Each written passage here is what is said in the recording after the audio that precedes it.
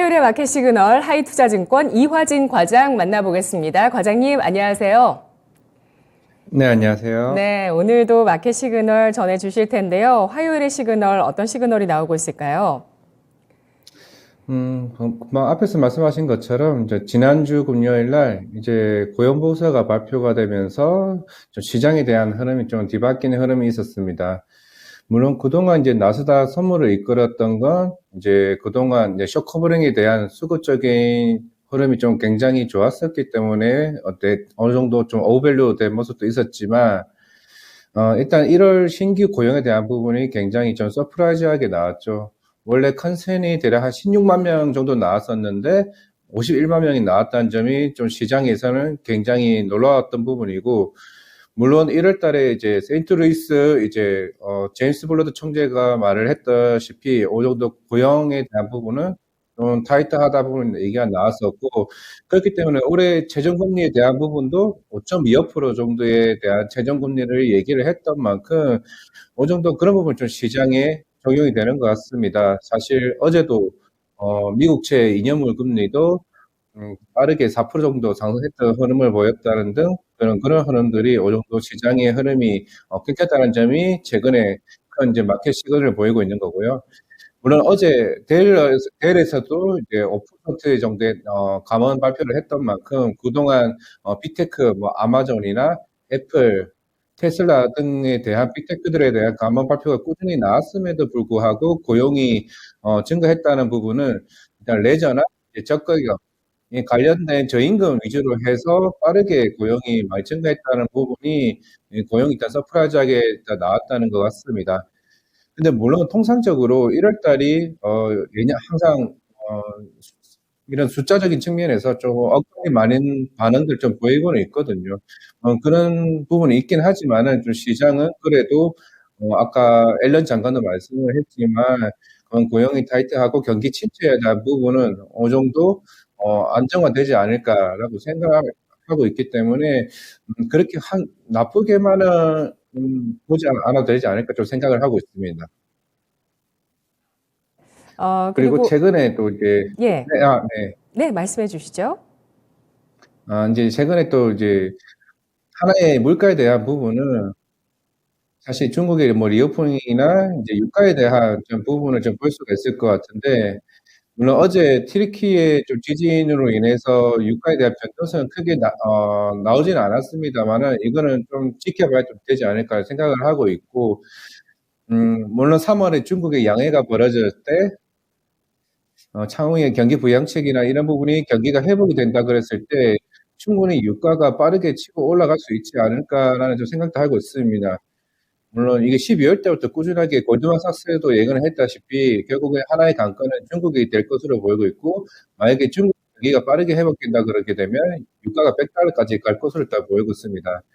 지난주에도 우리나라 소비자 물가 지수도 발표했다시피 이 정도 우리나라 같은 경우는 제조업에 대한 비중이 워낙 크기 때문에 어느 정도 그런 유가가 만약 오르게 되면은 또 다른 물가에 대한 어느 정도 우려가 좀 생기지 않을까라고 생각을 하고 있기 때문에, 그리고 또 최근에 오펙 플러스도 이런 감산에 대한 여부에 따라서 유가 변동성이 굉장히 크지 않을까 생각을 하고 있기 때문에, 물론 우리가 1월 달에는 어느 정도 증시 측면에서는 좀 이런 물가에 대한 부분이 안정화 찾아가고 있는 부분이었지만은 결국에는 중국과 오펙에 따라서 전반적인 흐름이 좀 뒤바뀌지 않을까 생각하고 있기 때문에, 물론 최저금리가 지금 5.25%까지 가고 있지만은 추후에 5.5%까지 올라갈 수 있는 부분도 어느 정도 염두에 두고 시장을 좀 대응해야 되지 않을까 생각하고 있습니다.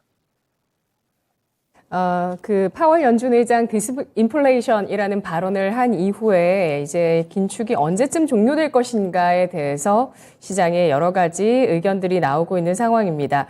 이화진 과장은 특히 이 고용지표에 대해서 구체적인 해석을 해주셨는데요.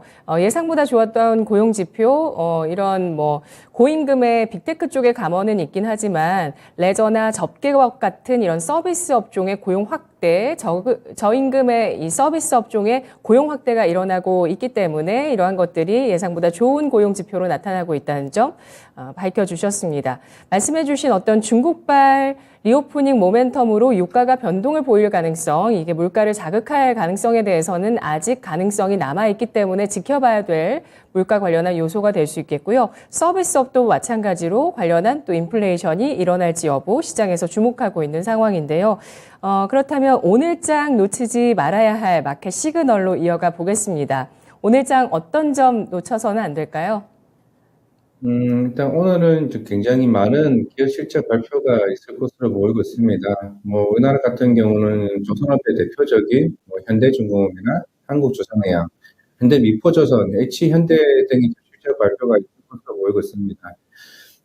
일단은 2021년부터 하반기부터 수주가 꾸준하게 증가하는 모습을 보였고, 작년 2월부터는 우크라이나 전쟁 통을 통해서 이제 유가에 대한 아니면 천연가스에 대한 급등으로 인해서 LNG 선에 대해서 수주가 빠르게 증가했다는 부분이 시장이 좀 긍정적으로 보이곤 있었습니다만은 그동안 이제 조선에 대한 주가가 안 좋았다는 점은 제가 봤을 때는 조금 부정적으로 좀 봐야 되지 않을까 생각을 하고 있는데, 그나마 올해 좀 굉장히 긍정적인 점은 이게 2021년에 어느 정도 수주가 나오게 되면서 이제 인도 시점이 올해 한 중반 아니면 후반부터 좀 나올 것으로 보이고 있습니다.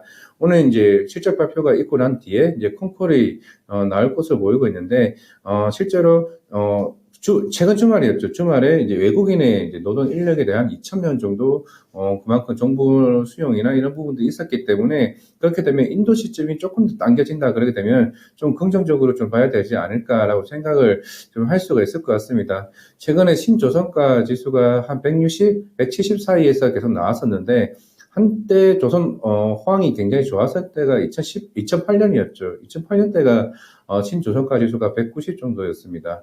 물론 이제 작년 같은 경우는 이제 카타르나 이런 다른 수요처 쪽에서 빠르게 그 선박을 굉장히 원했었기 때문에 그만큼 중고선가 지수가 오히려 신조선가 지수를 돌파하는 모습도 보였었는데, 이제는 그런 지수조차 어느 정도 안정화 단계에 이르렀기 때문에 일단 작년까지 치고 올라왔던 수주잔고는 적어도 내년 아니면 내후년 초까지는 어느 정도 실적적인 측면에서 굉장히 좀 긍정적인 곳에 나오고 있습니다. 하지만 조선업이 더 추가할 때 가기 위해서는 향후에 이런 LNG선이나 아니면 대형 컨테이너선 그리고 탱커선에 대한 조금 수주가 나와야 될 것으로 보이고 있는데, 작년 같은 경우는 워낙 이제 LNG선에 대한 수주가 막 빠르게 나왔던 만큼 이제 시장에서 바라보는 거는 수주 잔고가 여기서 아니면 줄어드는 모습이 가파르게 나오게 된다 그러게 되면 결국에는 매출은 올해나 내년밖에 볼 수밖에 없다는 측면에서는 수급적인 측면에서 제가 볼 때는 조금은 경계해야 될 것으로 보이고 있습니다. 하지만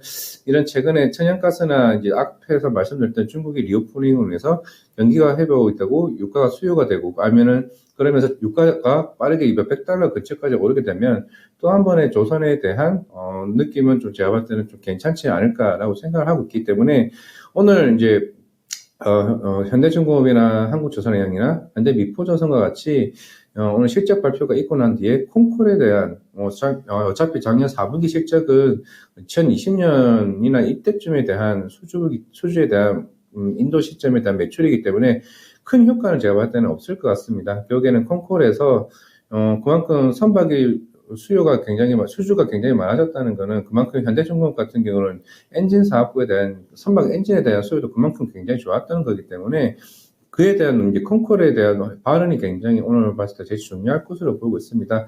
그러면서 오늘 시장은 이제 조선 업황에 대한 흐름, 수급적인 부분을 한번 좀 체크해 볼 필요가 있을 것 같고요.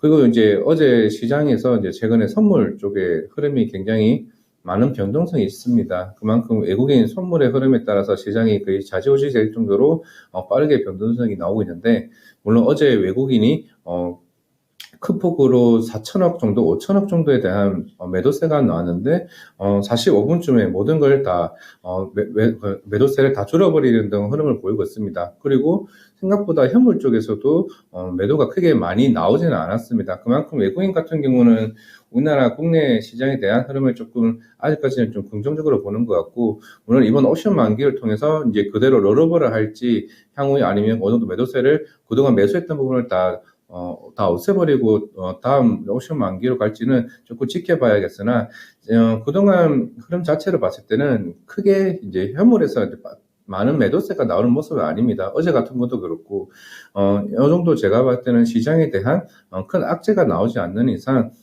제가 볼 때 외국인은 오히려 분할 매수로서 국내 시장을 담아가는 흐름이 되지 않는가 좀 그렇게 생각을 할 수가 있을 것 같습니다. 네, 선물 시장의 외국인 동향을 봤을 때 단기적으로 외국인이 차익 실현에 나서는 것은 맞지만 지금 현물 시장에서의 매수 관점은 계속 이어나갈 수 있다는 전망 해주셨습니다. 오늘 장 놓치지 말아야 할 마켓 시그널로 조선주의 실적 발표 꼽아주셨는데요.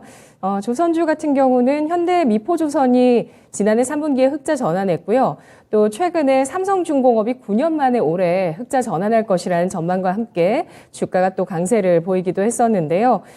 최근에 이제 실적 같은 경우는 흑자 전환에 대한 이야기들이 많이 나오고 있고요.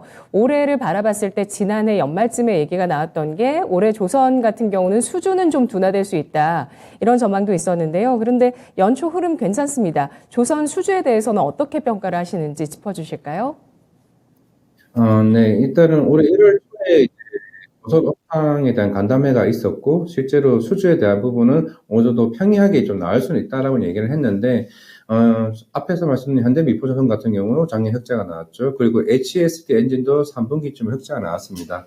일단 그 이유는 현대미포조선은 이런 한국조선해양이나 현대중공업과 달리 대형 선박이 아니라 좀 중저형 선박을 다루기 때문에 오히려 빠르게 인도 시점을 가져갈 수가 있는 부분이 작년에 흑자가 나왔고, 이런 조선기자재 같은 경우도 그만큼 수주 잔고가 쌓였기 때문에 그런 엔진이나 이런 관련된 부분들이 수익적으로 바로 반영될 수 있었기 때문에 좀 긍정적으로 볼 수가 있을 것 같습니다. 그렇기 때문에 대형 조선사 같은 올해 3사죠. 현대중공업이나 대우조선해양, 그리고 삼성중공업과 같은 빅 3사 같은 경우는 워낙 이제 선박이 크기 때문에, 그리고 그만큼 선박 슬롯도 그렇게 여유분이 없었는데 이제 그런 부분을 어느 정도 다 떨궈내버리고 그만큼 수주를 받았던 거를 그 슬롯에 안착을 했기 때문에 이제부터는 매출이 올해 한 중순부터는 좀 괜찮게 나오지 않을까라는 생각을 하고 있고, 금방 질문하셨던 결국 수주 같은 경우는 이제는 이제 분위기가 다르게 나오려면은 물론 LNG선에 대한 부분은 그렇게 이제 많이 나올 것 같지는 않을 것 같습니다. 물론 천연가스가 추후에 부족하거나 러시아의 이유에 따라서 또 다를 수는 있겠지만은 이제는 이제 다른 선박적인 다변화가 좀 생겨야 될 것 같고, 대형 컨테이너선이나 탱커선이나 이런 최근에 친환경 선박에 대한 이슈도 계속 이제 이런 부분이 글로벌 규제가 계속 나오고 있기 때문에 결국 다변화된 수주가 나오는 모습이 나아져야 제가 볼 때는 조선이 좀 더 다른 주도 업종으로 갈 수 있는 흐름으로 가지 않을까라고 생각을 하고 있기 때문에 오늘 시장의 콩쿠르의 흐름에 따라서 어차피 현대중공업이나 조선해양이나 현대미포조선이나 HD 현대, HD 현대가 지주사이기 때문에 결국엔 콩쿠르에서 나오는 발언과 올해 수주 잔고에 대한 향방이나 이런 흐름들에 대한 전략을 아마 얘기를 말씀을 드릴 겁니다. 그리고 그런 콩쿠르에 대한 내용들이 오늘 애널리스트 간담회나 이런 추후에 코멘트가 아마 나올 것으로 보여있기 때문에 아마 오늘 시장은 조선 업종에 대한 이런 좀 주목을 좀 하지 않을까라고 생각을 할 수가 있을 것 같습니다. 탑픽으로 정리를 해볼게요. 조선주는 현대중공업, 네. 한국조선해양, 현대미포조선을 탑픽으로 보시는지 정리해 주시고, 그리고 조선기자재주 가운데서는 어떤 종목 보시는지 말씀해 주시죠. 네, 일단 조선 탑픽 쪽에서는 일단 현대중공업과 그리고 대우조선해양을 좀 볼 수가 있을 것 같습니다. 일단은 작년에 LNG 수주를 가장 많이 받은 곳이 대우조선해양이랑 현대중공업을 볼 수가 있는데, 물론 대우조선해양이 굉장히 더 많습니다. 오히려 LNG선의 가장 강자라고 볼 수가 있고, 그만큼 올해 수주를 받은 게 더 많습니다. 그렇기 때문에 실적이 우리 중망도 대우조선해양이 최근에 어제도 법원에서 이런 정부 회생 절차를 실시를 했기 때문에 오히려 이런 쪽에서는 수급이 대우조선해양이 좀 많이 나올 수는 있고, 현대중공업은 이런 엔진 사업부, 흔히 말하는 아까 조선기자재 엔진 사업부를 또 별도로 1위를 가지고 있기 때문에 엔진 사업 1위를 가지고 있는 현대중공업이 제가 봤을 때 탑픽으로 좀 봐야 될 것 같고, 조선기자재 중에서도 HSD 엔진이 제가 봤을 때는 본행제보다는 이제 선박 엔진 쪽으로, 그만큼 최근에 친환경 관련 이슈가 계속 나오고 있기 때문에 그런 친환경 관련 엔진 DF 엔진이라고 해서 듀얼 엔진을 만드는 HSD 엔진이 굉장히 제가 봤을 때는 굉장히 좋을 것 같습니다. 왜냐하면은 예전에 대우조선해양이 이제 현대중공업의 인수 얘기가 나왔었을 때는 HSD 엔진 같은 경우가 오히려 이쪽에 대한 영업에 대한 부분이 굉장히 불리했었는데, 이게 지수가 되게 되면서 삼성중공업과 대우조선해양에 대한 고객사를 가지고 있었다는 점이 HSD 엔진의 굉장히 중요한 이슈가 될 것 같고, 그만큼 그동안 중국 조선사에 대한 영업도 했기 때문에 빠르게 작년 3분기에 흑자 전환을 했던 만큼 조선기자재는 제가 볼 때로 HSD 엔진과 대형주 중에서는 대우조선해양과 현대중공업을 좀 봐야 되지 않나 생각하고 있습니다. 알겠습니다. 분석 고맙습니다. 이화진 과장님. 네, 감사합니다. 네, 잘 들었습니다. 조선주 실적 흑자 전환에 대한 기대감 나오고 있습니다. 주가는 그 사이에서 등락을 거듭하고 있고요. 최근에 낙폭과대 이후에 반등을 주고 있는데요. 조선주 가운데 현대중공업, 대우조선해양, LNG 수주가 잘 되었던 기업으로 주목을 하자라고 보고 있고요. HSD 엔진, 조선기자재주 가운데 탑픽으로 꼽아줬습니다. 향후 수주 업황 전망에 있어서는 여타 탱커나 컨테이너선 같은 다양한 수주가 다른 선종에서도 나올 수 있을지가 중요하다라고 보고 있고요. 최근에 수주 계속 나오고 있습니다. 참고로 한국조선해양은 올해 수주 목표치의 24%를 채웠습니다. 마켓 시그널이었습니다.